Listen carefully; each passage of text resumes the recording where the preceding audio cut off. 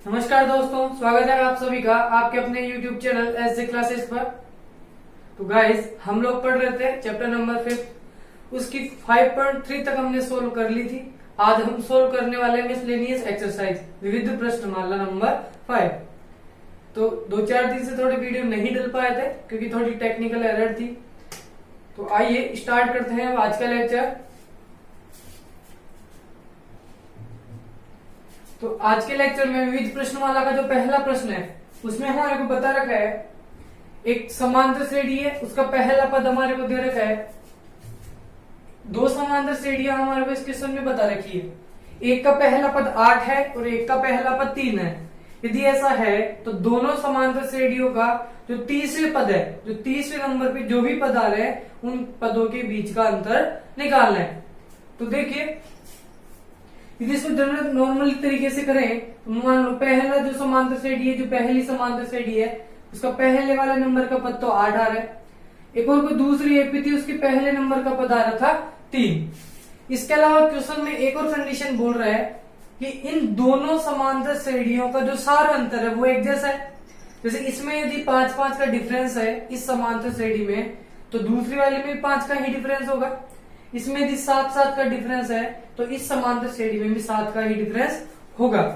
तो देखो, मैं कुछ भी इस बार डिफरेंस मेरे मन से मान सकता हूं। मैंने माना कि इन दोनों के बीच का जो डिफरेंस है मान लो 6 होगा, तो 8 और 6 ये बन जाता 14, 14 और 6 बन गया 20, 20 और 6 26। तो कुछ इस तरीके से सीरीज बनेगी पहली। यदि मैं इसका सार अंतर कुछ 6 मानू, सार अंतर कुछ भी हो सकता है, वो अभी तक हमारे को पता नहीं है, तो मैं अपने मन से मान लिया कि इसका जो सार अंतर है वो 6 है। इसी तरीके से जो दूसरी एपी है उसका भी सार अंतर इसके जैसा ही होना चाहिए, क्योंकि उसने कह रखा है कि दोनों समांतर श्रेणियों का सार अंतर समान है। तो ये 6 है तो इसका भी डिफरेंस 6 ही होना चाहिए। 3 और 6 9, 9 में 6 ऐड किया तो 15, और 15 और 6 21। कुछ इस तरीके से ये वाली सीरीज बन रही है। दो समांतर श्रेणी थी, दोनों का पहला पद तो ये था, ये क्वेश्चन में बता रखा है, और दोनों का जो सार अंतर है, जो डिफरेंस है वो समान है। तो मैंने इधर 6 माना तो इधर भी 6 मान लिया, इधर 5 मानता तो इधर भी 5 लेता, इधर यदि 3 होता तो इधर भी 3 होता। अब ऐसे बोल रहा है कि इन दोनों समांतर श्रेणियों के तीसरे नंबर पे जो भी पद आ रहे हैं उन पदों के बीच का अंतर हमारे को निकालना है। तो देखो, इस समांतर श्रेणी में तीसरा पद हो सकता है, कुछ होगा A30 आप बोल सकते हो। इस समांतर श्रेणी का भी कोई तीसरे नंबर का पद होगा, उसको आप B30 बोल सकते हो। उन दोनों के बीच का डिफरेंस हमारे को निकालना है। तो देखिए, यदि मैं इसके डिफरेंस की बात करूं तो 8 और 3 इन दोनों के बीच का जो डिफरेंस है पहले पदों का वो 5 आ रहा है। दूसरे दोनों सीरीज में दूसरे पदों के बीच का डिफरेंस है वो अंतर जो है वो 9 और 5 14, ये भी 5 आ रहा है।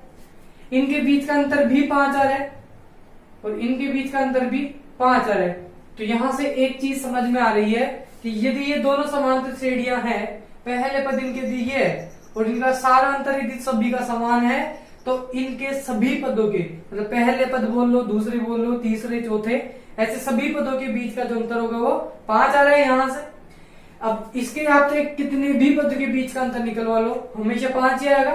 तो एक तीसरे पद जो होंगे उनके बीच का अंतर भी हमेशा 5 ही रहेगा, क्योंकि पहले दूसरे तीसरे सभी पदों के बीच का अंतर समान है।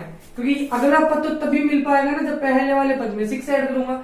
तो पहले वाले पदों में जो अंतर है वही अंतर हर जगह आने वाला है, क्योंकि डिफरेंस तो दोनों जगह सेम ही ऐड हो रहा है। इसी वजह से नेक्स्ट टाइम हमारे को प्राप्त होगी जब हम उसमें डिफरेंस ऐड करेंगे, और डिफरेंस दोनों में एकदम सेम है। तो किसी नंबर में यदि सेम नंबर में दोनों में जोड़ते चलूंगा तो वही डिफरेंस आता चलेगा जो उनके शुरू में था, क्योंकि नंबर तो दोनों जगह बराबर जोड़ रहे हैं।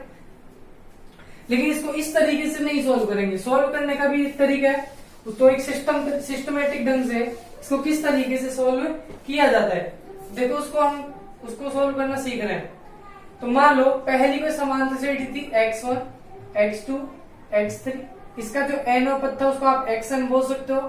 ये पहली समांतर श्रेणी है, फर्स्ट एपी। इसी तरीके से सेकंड एपी की यदि मैं बात करूं तो उसको आप बोल सकते हो y1, y2, y3, yn।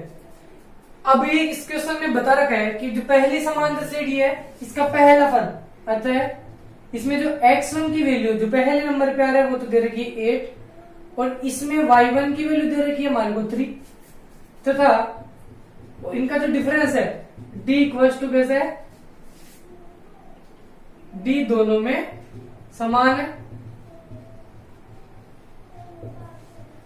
d का मान जो है वो दोनों पदों में समान है, दोनों समान श्रेणी में डिफरेंस इनका एक जैसा है। तो यदि मैं इसके एनवें पद की बात करूं पहली वाली समान श्रेणी के, तो फर्स्ट एपी की यदि बात करें तो इसका जो एन पद होगा xn, या आप an से बोल सकते हो, तो यहां मैंने xn से उसको डिनोट किया है तो xn भी आप लिख सकते हो। तो xn क्या होता है, x प्लस n माइनस के 1 मल्टीप्लाई बाय d। तो x n हो गया, x मतलब 8 प्लस n माइनस 1 और d का d होगा। ये तो हमारे हो गया फर्स्ट एपी की बात। इसी तरीके से सेकंड एपी की यदि हम बात करें तो यहाँ n टर्म होता है yn, y plus n minus के 1 मल्टीप्लाई d। तो yn हो गया, फर्स्ट टर्म इसका हो गया 3 प्लस n माइनस के 1 मल्टीप्लाई बाय d। ये हो गई सेकंड एपी में इक्वेशन। अब इसमें हमारे को एक चीज और बोल रखा है कि दोनों, मैंने देखो दोनों इक्वेशन में d सेम लिया है, d1 और d2 नहीं लिया। क्यों? क्योंकि दोनों का जो डिफरेंस है वो एक बार इक्वल बता रखा था यहाँ पर। तो इसका एनवा पद कुछ इस तरीके से निकलेगा, दूसरे वाले का एनवा पद कुछ इस तरीके से निकलेगा। तो एन टर्म से हम उसका कोई से भी पद हम निकाल सकते हैं। तो यहाँ पर हमारे को क्वेश्चन में बता रखा है कि 30वें पद, तो 30वें पद मतलब 30वें नंबर का पद की हम बात करेंगे, बाकी और कोई पदों से हमारे को कोई भी मतलब नहीं है। तो दोनों सीरीज में हम 30वां पद निकालते हैं। तो फर्स्ट एपी का 30वां पद यदि हम निकालें तो x 30 हो जाएगा, तो 8 प्लस ये हो गया 30 माइनस के 1 इंटू डी, ये हो गया 8 प्लस 29d। ये हो गई एक इक्वेशन 5 मान लो इसको।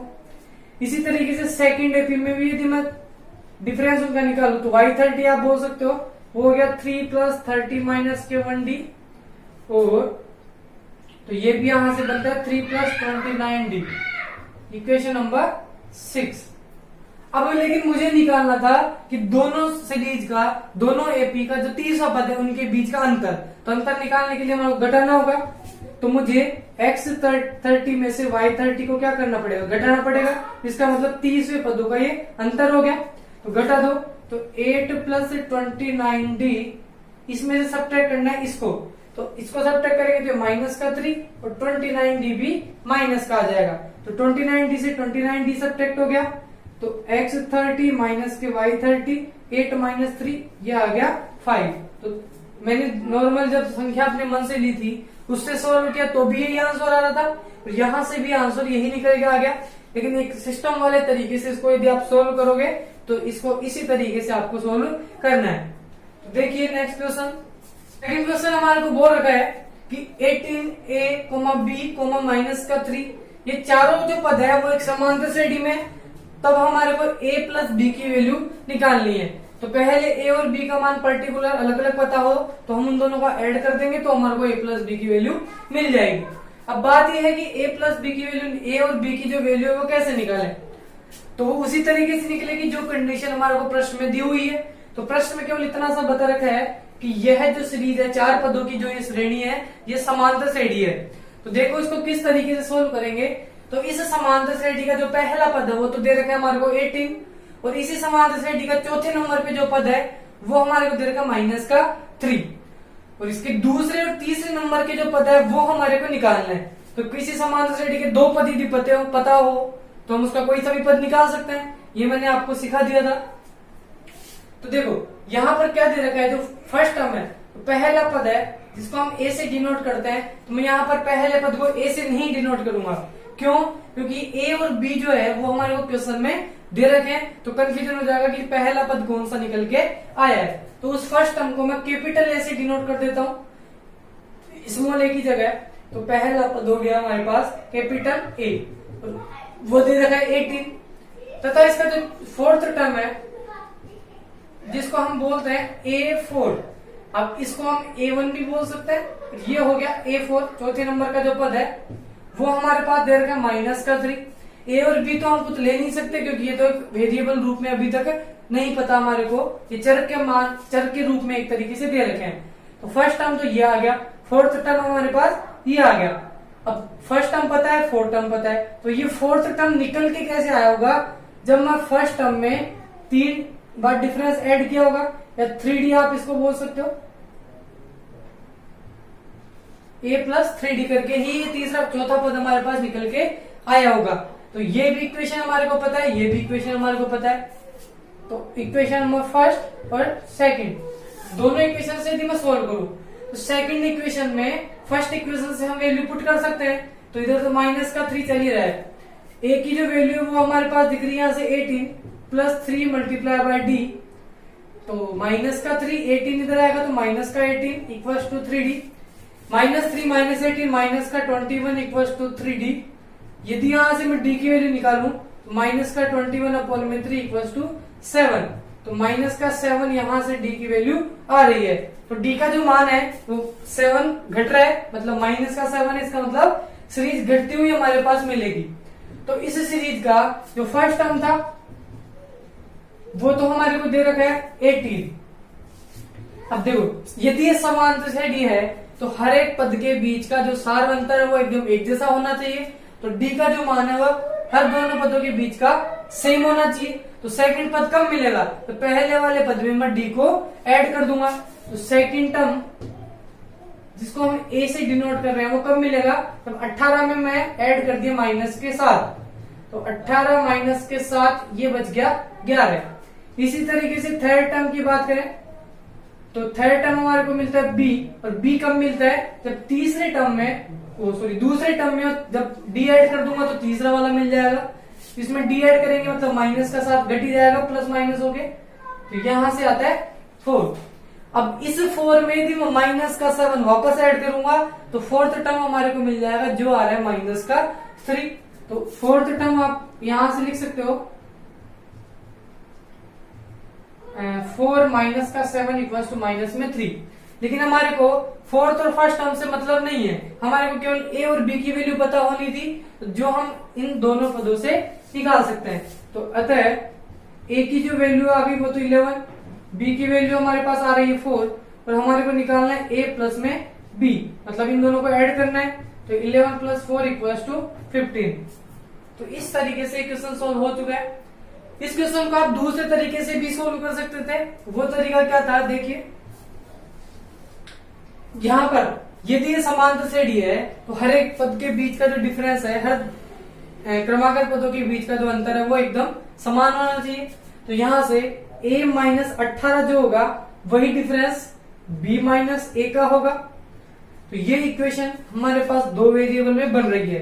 तो a को इधर लेके आ जाए तो 2a बन जाएगा, b को इधर लिया है तो माइनस का b बन जाएगा, और 18 यदि उधर चला जाएगा तो प्लस का 18। एक इक्वेशन ये बन चुकी है।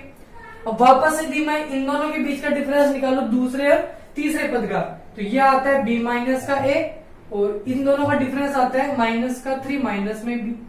ये भी दोनों एक जैसे ही होने चाहिए क्योंकि ये समांतर श्रेणी में आ रहा है। तो यहां से मैं इनको एक तरफ करूं तो b और b दोनों मिलके एक तरफ हो गया 2b, a इधर माइनस का पहले से ही था, ये आ रहा है -3। तो यहां से दो इक्वेशन आपके पास बन चुकी है और दो वेरिएबल में दोनों इक्वेशन आ रही है। तो दो चरों वाले रैखिक समीकरण की सहायता से आप इन दोनों को सॉल्व करके भी a और b की वैल्यू प्राप्त कर सकते हो। तो एक तरीका तो ये था और दूसरा वाला ये है। दोनों में से आप किसी भी तरीके से सॉल्व अपने क्वेश्चन को कर सकते हो। देखिए तीसरा वाला प्रश्न हमारे को यहाँ बोल रखा है, कोई समांतर श्रेणी थी, उसका 7वें नंबर का जो पद है वो तो दे रखा है 34, उसका 13वें नंबर का जो पद है वो दे रखा है 64। तो आपको इन दोनों की हेल्प से इसका 18वां पद ज्ञात करना है।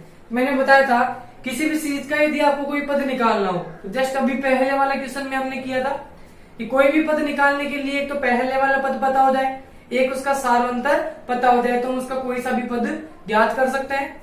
तो देखिए इन दोनों की हेल्प से हम इसके a और d निकालेंगे। तो इसका 7वां नंबर का पद a7 ये कैसे निकल के आ गया होगा, जब a प्लस 6 से d किया होगा तभी ये 7वें नंबर का पद आया होगा। ये n टर्म वाला जो फॉर्मूला था उससे इसको हम सॉल्व करते हैं, तो ये तो आ रहा 34। इसी तरीके से 13वें नंबर का पद आया होगा a प्लस 12d करके, तो ये आ रहा है 64। ये हो गई इक्वेशन नंबर फर्स्ट और ये हो गई इक्वेशन नंबर सेकंड। इन दोनों इक्वेशन से हम इसको सॉल्व कर सकते हैं। तो कैसे सोल्व करेंगे मैंने बताया था आपको, इसको विलोपन विधि से सोल्व कर सकते हो, प्रतिस्थापन से कर सकते हो। तो हम इसको यहाँ विलोपन से सोल्व करते हैं। तो ये माइनस का, इसका भी चिन्ह बदलते हैं, इसका तीनों का नीचे वाले का चिन्ह बदल लेते हैं। तो ये तो सब्ट्रैक्ट होके बन जाता है 0, 6d और ये 12d, 6d माइनस 12d बनता है माइनस का 6d, 34 माइनस का 64। यदि इन दोनों को हम सब्ट्रैक्ट करें तो यहां से निकल के आती है वैल्यू 30, माइनस के 30, माइनस से माइनस कैंसिल हो गया, तो d की वैल्यू आती है 30, d आ गया 30/6 इक्वल टू 5। डिफरेंस हमारे को यहां से पता लग गया। अब मुझे निकालना है इसमें पहले वाला पद। तो पहला पद हम किसी भी एक इक्वेशन में इसको पुट कर देंगे। तो d की वैल्यू मैं पुट कर रहा हूं इक्वेशन नंबर फर्स्ट में। तो फर्स्ट इक्वेशन से a प्लस 6d, तो d की वैल्यू हम पुट कर देंगे 5 इक्वल्स टू 34, a प्लस 6 5 तो 30 इक्वल्स टू 34, a की वैल्यू आ गई 34 माइनस का 30 इक्वल्स टू प्लस में 4। तो a यहां से निकल चुका है, d यहां से निकल चुका है, तो हम इसका कोई सा भी पद निकाल सकते हैं। तो अतः 18 पद मतलब a 18 पद किस तरीके से निकलता है, जब पहले पद में मैं 17 बार डिफरेंस ऐड कर दूंगा। तो a प्लस 17d, कुछ इस तरीके से आप इसको लिख सकते हो। n में पद वाले फॉर्मूले से ये चीज आती है। तो a पहला पद तो आ रहा है 4 प्लस 17, डिफरेंस आ रहा है 5, तो 4 प्लस ये हो गया 85, दोनों मिलके बन जाता है 89। तो इस तरीके से इस क्वेश्चन को सोल्व करना है। इस तरीके के तो बहुत सारे क्वेश्चन आ चुके हैं और ये थोड़ा इंपॉर्टेंट क्वेश्चन भी है, ऐसे ही क्वेश्चन वो एग्जाम में डाल सकता है।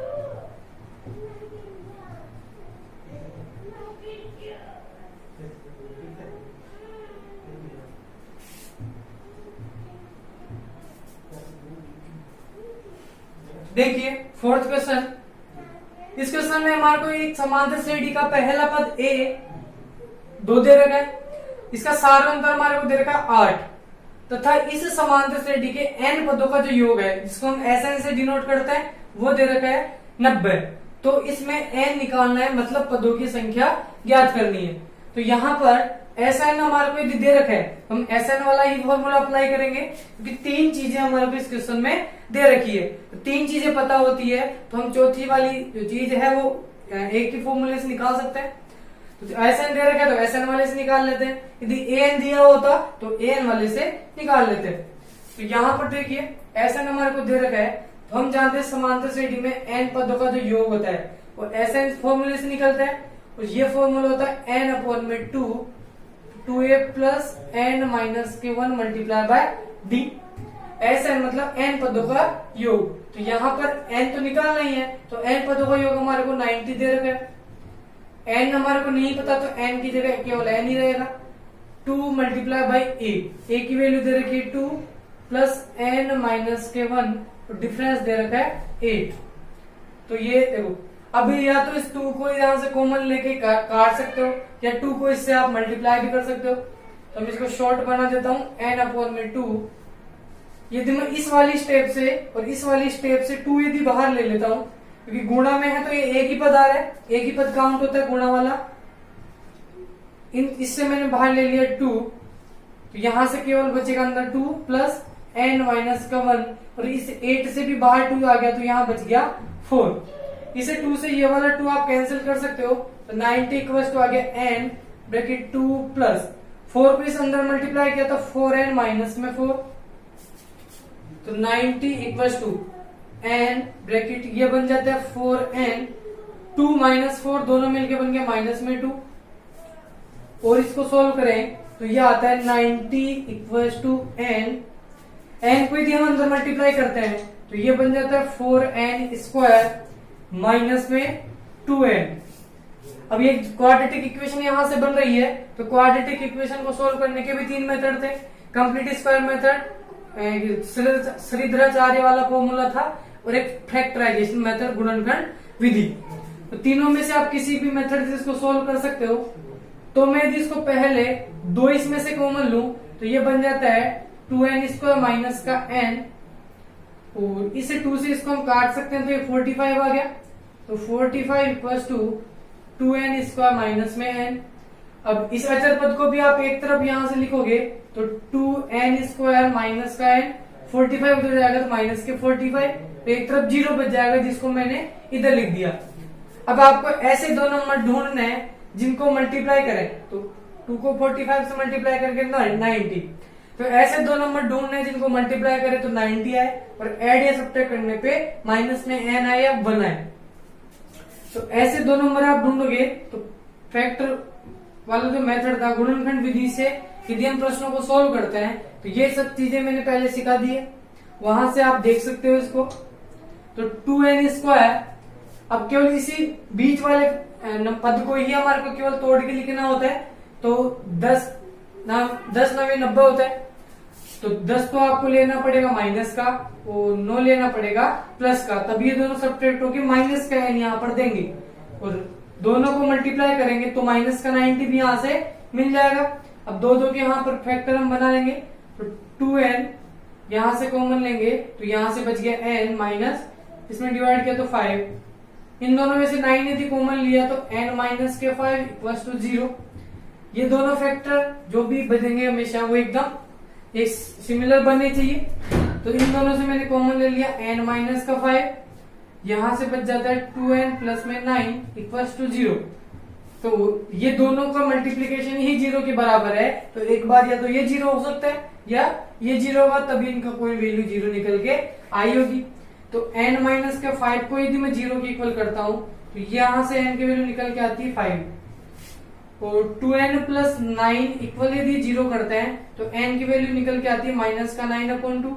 9 उधर जाएगा तो माइनस का 9, और 2 इससे मल्टीप्लाई है तो डिवाइड में आ जाएगा। अब n जो होता है वो हमेशा मैंने बताया था कंप्लीट नंबर के रूप में आना चाहिए, एक नेचुरल नंबर ही होना चाहिए। यदि कोई सीरीज की हम बात करेंगे तो n होती है पदों की संख्या, तो पदों की संख्या ना तो नेगेटिव होती है ना वो रेशनल नंबर के रूप में आती है, बट्टे के रूप में भी नहीं आती है। तो ये कंप्लीट नंबर यहाँ से 5 ही दिख रहा है, तो ये वाला तो इसका आंसर होगा ही नहीं। तो n की जो वैल्यू है वो यहाँ से निकल के आ रही है 5।